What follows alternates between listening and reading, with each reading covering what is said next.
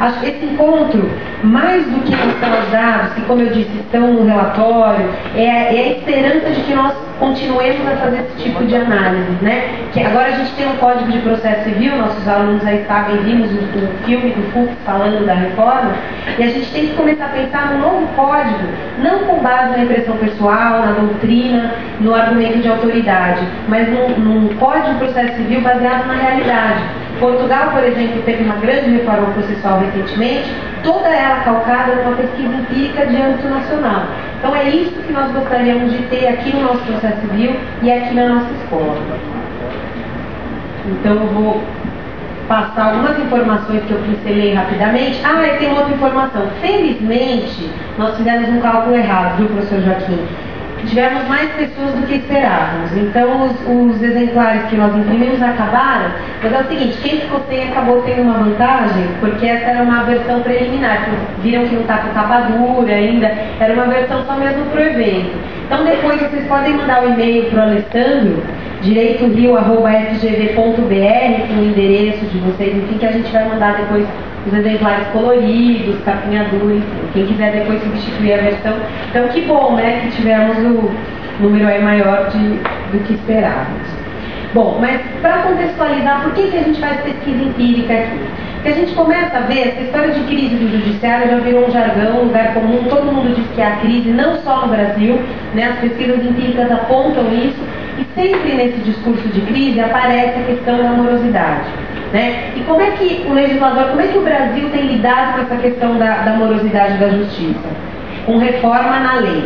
Né? A gente não vê outro tipo de solução que não a reforma na lei. E o que mais assusta é aquilo que o professor Joaquim disse, e colocou também no prefácio, sem base empírica.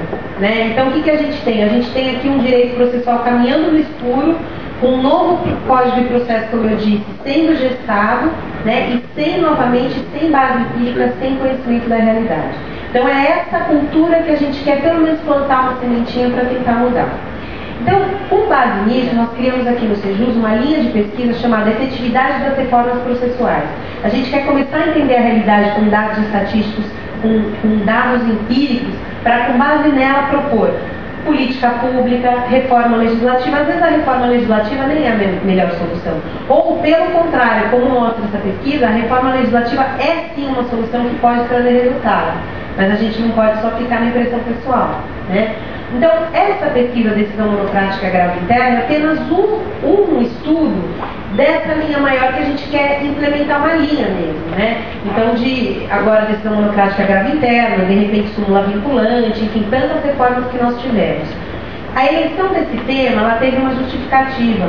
É uma reforma mais antiga, que foi operada em 95 e 98. Então, a gente tem um espaço temporal mais consistente, maior, para poder avaliar essas reformas. Né? Então, essas mais recentes, a gente está esperando um pouquinho para ter, enfim, informações mais precisas.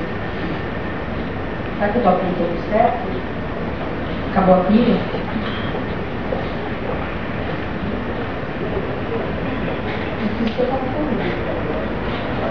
Eu acho que acabou a pilha. Pra lá.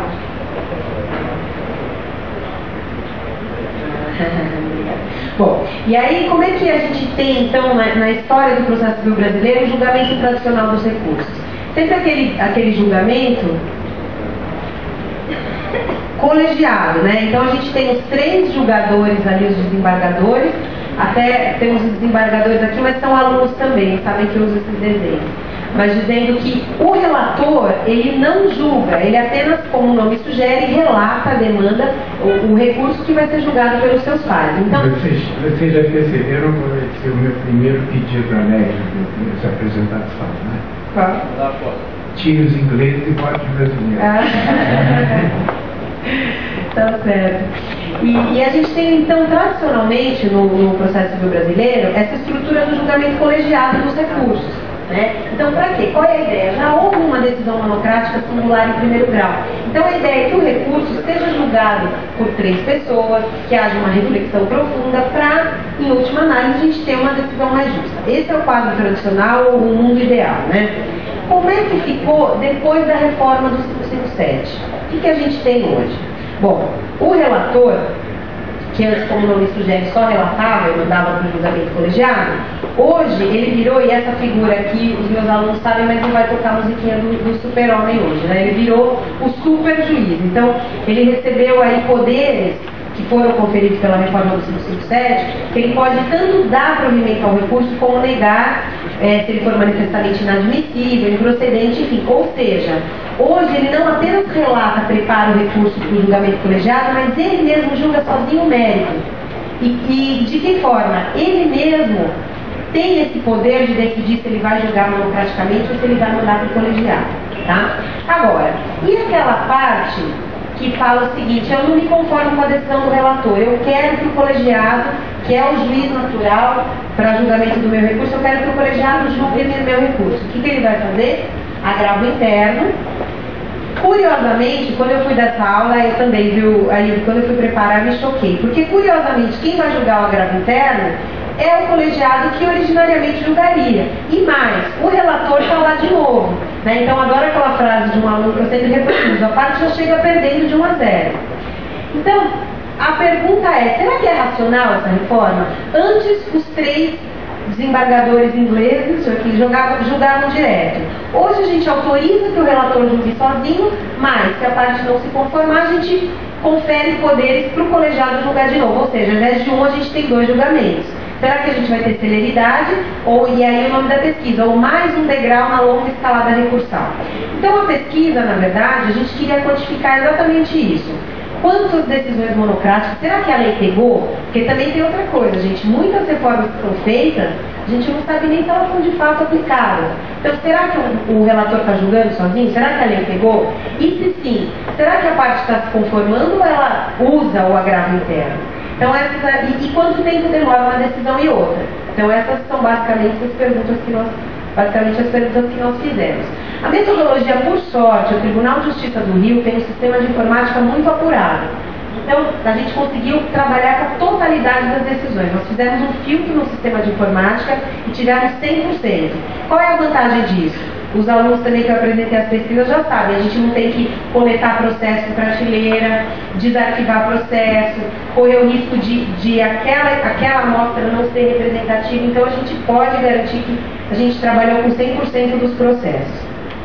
Para ilustrar ainda mais e entender melhor a dinâmica, a gente fez algumas entrevistas com desembargadores que trazem elementos ali bastante ricos para a interpretação dos dados. E ao final, como o Sérgio também já mencionou, nós fizemos uma mesa de debates. Essa não faz parte da metodologia, mas era uma complementação. Trouxemos grandes processualistas para tentar analisar também, porque é isso que a gente quer promover nos alunos. Além de entender, de produzir os dados empíricos, a gente tem que ter uma cultura de compreensão desses dados. Né? Tudo bem, a reforma produziu o que ela queria, mas será que essa finalidade é legítima? Então, é isso que a gente quer provocar em vocês, com a pesquisa. E aí, eu organizei minha exposição rapidamente em 3 perguntas e vou apresentar os resultados aqui. Primeiro, será que os desembargadores aqui do Rio, e essa é uma outra constatação, gente, a pesquisa é só no Rio de Janeiro, né? E como a gente sabe que tem muita diversidade nos estados, a gente vai também fazer em outros estados. Já começamos, o presidente do Tribunal de Justiça do Rio Grande do Sul já mostrou interesse, eu já mandei o questionário para ele, então a gente já vai ter uma forma de comparar também. Então a gente quer saber se eles usam, se eles estão usando muito, pouco, qual a tendência, vai crescer, vai diminuir, está na moda usar a monocrática aqui no tribunal? Segundo, dessas decisões monocráticas, quantas são atacadas por agravo interno? E por fim, quanto leva cada uma das decisões? Já que o foco da reforma é tempo, vamos quantificar esse tempo, quanto demora a monocrática e quanto demora a colegiada. Bom, eu só pincelei algumas informações do perfil do TJ, vocês vão ver que no relatório também mais complexo, mas elas são importantes para entender depois os resultados. Aqui é o tamanho de feitos distribuídos, julgados e em andamento no Tribunal de Justiça do Rio de Janeiro de 2006 a 2008. O que a gente percebe aqui, gente? Apesar do número de distribuídos ter aumentado de 129 mil para 138, o tribunal conseguiu uma coisa que até grandes empresas às vezes têm dificuldade de conseguir, que é aumentar também a sua produtividade, apesar do aumento da demanda. Então, olha lá, de 126 mil ele conseguiu subir para 144 mil julgados. E com isso conseguiu diminuir o seu acervo. O número de processos em andamento caiu para 23.372. Então, o que a gente sabe aqui? Alguma ferramenta, algo tem sido feito para conseguir diminuir esse volume de trabalho, né? E aí a gente começa a imaginar, será que a decisão monocrática tem alguma influência nesse melhor desempenho? Aqui é a mesma tabela, só no gráfico, né? A gente vê que aumenta o número de distribuídos e, apesar disso, eles conseguem julgar mais, ou seja, produzir mais e, portanto, diminuir o estoque. E aí, quando a gente compara, e esses são dados agora do CNJ, o índice de congestionamento do Rio de Janeiro com outros tribunais do Brasil, a gente vê que o seu desempenho é muito superior. Então, enquanto em 2008 a média do Brasil é crescer, o acervo de ações do estoque, né, do judiciário cresce 42,5% a cada ano, o do Rio cresce apenas 12,2%. E aqui a gente começa de novo a imaginar que talvez a monocrática tenha